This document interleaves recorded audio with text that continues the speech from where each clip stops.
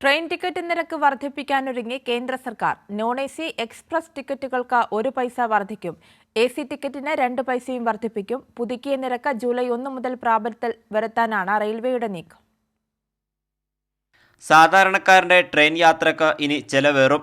Non AC express ടിക്കറ്റുകൾക്ക് കിലോമീറ്ററിന് 1 പൈസ നിരക്കിലും എ.സി ടിക്കറ്റിന് 2 പൈസ നിരക്കിലും വർധന വരുത്താനാണ് കേന്ദ്രത്തിന്റെ നീക്കം. 500 കിലോമീറ്ററിൽ കൂടുതൽ ദൂരത്തിലുള്ള പാസഞ്ചർ ടിക്കറ്റിന് കിലോമീറ്ററിന് 1/2 പൈസയും വർദ്ധിക്കും. പുതുക്കിയ നിരക്ക് ജൂലൈ 1 മുതൽ പ്രാബല്യത്തിൽ വരുമെന്നാണ് സൂചന.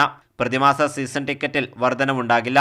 പാസഞ്ചർ എ.സി ടിക്കറ്റിലെ നിരക്ക് വർധനവ് സാധാരണക്കാരുടെ യാത്രയെ സാരമായി ബാധിക്കുമെന്നാണ് വിലയിരുത്തൽ.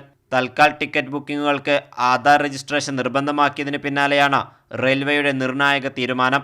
ജൂലൈ 15 മുതൽ തൽക്കാൽ ടിക്കറ്റുകൾ ബുക്ക് ചെയ്യുമ്പോൾ യാത്രക്കാർ ആധാർ അടിസ്ഥാനമാക്കിയുള്ള OTP ഘട്ടം പൂർത്തിയാക്കേണ്ടതുണ്ടെന്നും മന്ത്രാലയം പ്രഖ്യാപിച്ചിരുന്നു.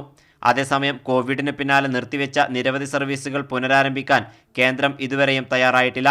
വിവിധ ദീർഘദൂര ട്രെയിനുകളിൽ ജനറൽ കമ്പാർട്ട്മെന്റുകൾ വെട്ടിക്കുറച്ചതിലും പ്രതിഷേധം ശക്തമാകുന്ന സാഹചര്യത്തിലാണ് റെയിൽവേയുടെ നിരക്ക് വർധന.